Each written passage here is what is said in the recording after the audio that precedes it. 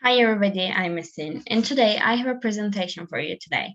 Its name is What Teaching Does to Teachers. So, before getting started with my presentation, I want to ask you a question. What does any occupation do to those who follow it? It leaves a mark upon the person, and not only it leaves a mark that is tiny or unimportant. Every occupation by all means tailors us into the correct convenience, correct size, and seasons us uh, to suit its taste. For example, we can tell a politician when we meet one on the street with all these luxury gigantic SUV cars, right? Or we can always tell the doctor is the doctor, or a salesperson always lives in a world of selling configurations. So we can surely say that every occupation that is followed long enough leaves a mark upon us. And let's have a look at our very own occupation, teaching. Teaching leaves no bigger or no plainer mark than any other occupation does. Yet, this mark left by teaching is recognizable to a lot larger number of people around the world. Now, let's have a look at my outline and keep going. This is my outline. We are going to firstly talk about what teaching does to teachers, and then the determinants of the occupational type, and then character traits and rhythms a teacher has, and traumatic experiences for a teacher, and an analysis of dreams of teacher. And then finally, I have a video that will pretty much sum up everything I talk about. Okay, I'm sorry, let me just do this so that you can see me more clear. And then lastly, I will show you a video that will sum up everything that I will talk about in my presentation. So let's look at what teaching does to teachers. What teaching does to teachers. So as I've said before, as I've just said, teaching leaves a mark that is more recognizable to people. This mark may be how we look, or how we speak, or how we react to some kind of events, like, or we have actually some stereotypes that teaching does to us. We may have come across with the questions like, are you a teacher? You must be a teacher, or you look like a one, by someone who doesn't even know us, who doesn't even know our major.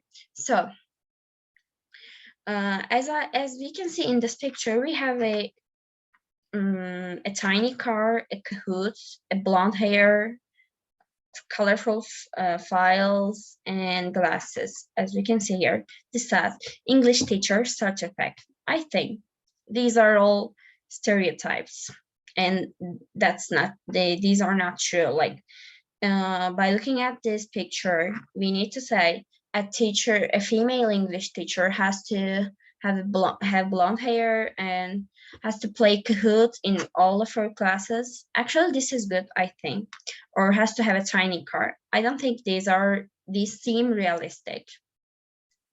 So we may come across with some kind of stereotypes that's natural. So let's move on to the other page. Determinants of the occupational type. We have four different sorts of factors that are the determinants of our occupational type. The first one is selective influences affecting the composition of the profession. While choosing our occupation, we are affected by several influences. One of them is the personality types that are attracted to some kinds of occupations. For example, the similarity of doctors to each other results from the resemblance, results from the stereotype that are attracted to medicine. Then let's have a look at the second one. The second one is the set of roles and attitudes the member of the occupation must play. Namely, these are the reactions we give on the part of our occupation. For example, a teacher assigns a class, assigns a lesson, or assigns a homework. A doctor treats a patient, or an engineer creates a laptop or something like that. The third one is the effect of the community opinion of a profession upon a person. People play some kind of roles, and that results in stereotypes, which embody the notion of a person belonging to a certain type of occupational group. As I just said, like here, for example, a female English teacher must have blonde hair, or must wear long boots, or must even, I have heard this, I'm really telling the truth. An English teacher must be pregnant. This is a stereotype that they just, some people keep saying that my English teacher is pregnant and she's going to be on maternity leave, and she's not going to have a effective term with us. I don't think these are true. There may have been some incidents like that, but that doesn't mean this is going to happen like all the time. Now let's have a look at the fourth one, traumatic learning within the occupation. The last one is, along with the social and financial influences, we have some other influences that lead some people to take up teaching, or take up, how do I say, engineering and medicine. And some factors discourage these people from taking up these occupations. We cannot completely map out those reasons, but we are going to talk about them in my presentation. So let's move on. Okay, so I see a question here. What is the most important influence that leads us to choose our occupation? So the financial standing of a profession is one of the most important influences, yet it doesn't have all the power to attract all the people. Some people may be looking the social circles that the occupation needs them to move in by the nature of the occupation. So social standings might be important influence for some people, and we can see here that a parent, a daughter, she's telling her what to do or what not to do. So we can say that parent patterns are also important influences that leads us to choose our occupation. Now, along with this, we have some social experiences too, like a possession of special aptitudes, abilities, or a special interest, and unfortunately, some marked disabilities or some limitations might stop us from doing what we want to do. So now let's move on to the 6th page. The character traits. What is the one specific character trait of a teacher for you? Now, supposedly teachers have a certain inflexibility, or how would I put this, unbendingness. New teachers get into a stiff or formal formal manner when they wear a tie or wear a mini skirt, as we can see here. Or we can say that with a certain smile, with a look of strain, we can say that this is a specific character trait of a teacher. Some certain kind of smile, or the voice of the tone of voice, or these are all specific character trait of a teacher.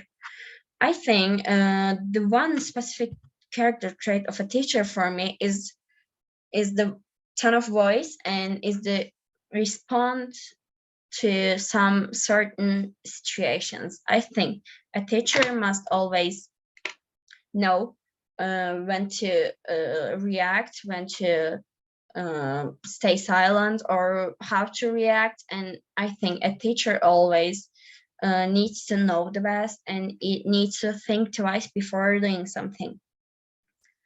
So let me move on to the other page. Is grading important? I think grading is really important. Every teacher needs to have a perfect performance on their minds, and they should grade their students by looking at not only the exam papers, but also looking at their inner progress, looking at their emotional progress, and also by looking at their resemblance to the perfect performance. So I think the grading is very important. Every teacher needs to pay a great deal of attention to grading. So, okay, now let's move on to the next page. What is it? Sorry. Time rhythms a teacher has. We have 4 different rhythms of a teacher. The first one is the rhythm of a class period. This rhythm becomes so exact that an experienced teacher often has a feeling for the end of the hour and wraps up the class and finishes the class. The second one is the daily rhythm. This has high points and low points. It's crisis relieving monotony. It's automatic transition from one class to another. And the third one is the weekly rhythm. It is marked by Monday and Friday, and it includes special days that are devoted to special tasks in a week. And the last one is monthly rhythm. This has some important days in it, like payday, quizzes, grading, and maybe school trips. These mark of the month, and we need to always remind ourselves of that.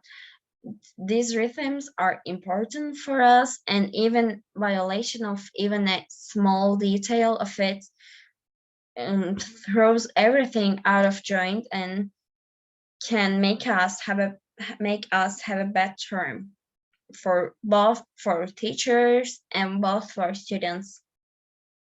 So now let's have a look at the other page.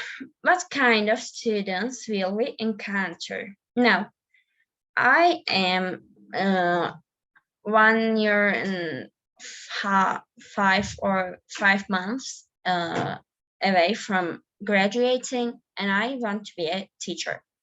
Sometimes I do think that I cannot have an authority on my classroom, and that makes me scared. I may have some students that never listen to me or pay attention to me or show any interest in my actions.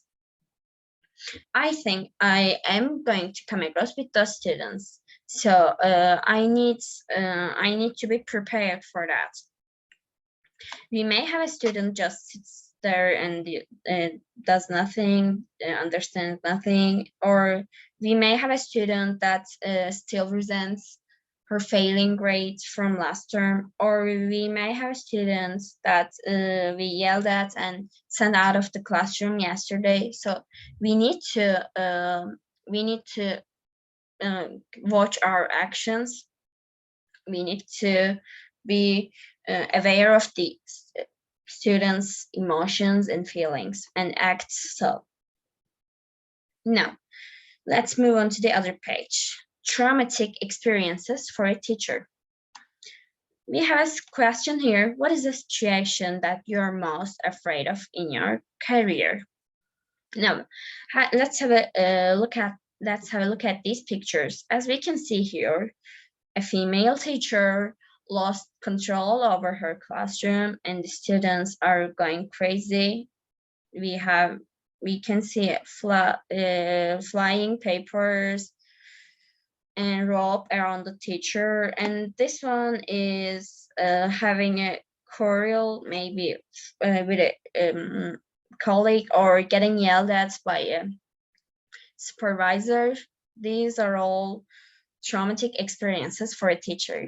We need to know that traumatic experiences might, we might face them in real life. So we need to be prepared for them. We need to handle them in such a professional way that will not leave us with severe consequences.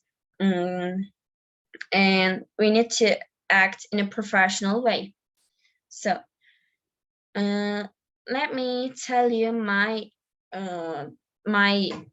situation that I'm most afraid of in my career. I think this the situation that I'm most afraid of is being found incapable of teaching by a supervisor or superior than me, and just that's it. I think being found incapable of teaching is my traumatic experience. Now let's look at the other page. This one. An analysis of dreams of teachers. Now, I have read the dreams, but I didn't add them in my presentation because they were too long, but some of them were about rivalries with colleagues and rebellion against executives, and some of them were about supervision. A superior comes in the classroom and yells at the teacher and sends the teacher out of the class. And these are some dreams that are really scary, and I hope it does not. These do not happen to anyone, any teacher. I want to talk about my worst dream.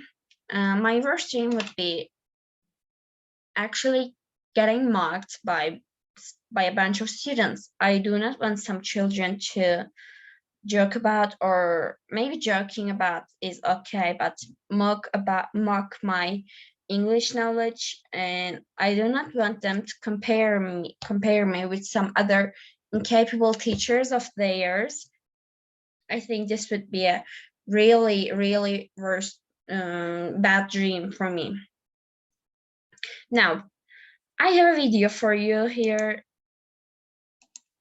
It's about a teacher, and he talks about some really important methods that we teacher candidates need to pay a good deal of attention, and we need to take his recommendations into consideration. This video is right here. Let me just show you.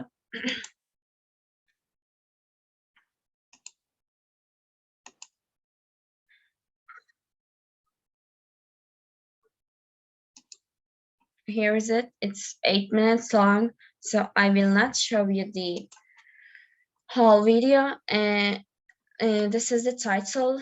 I want all of you to watch this. I think every teacher needs to hear what this man is saying.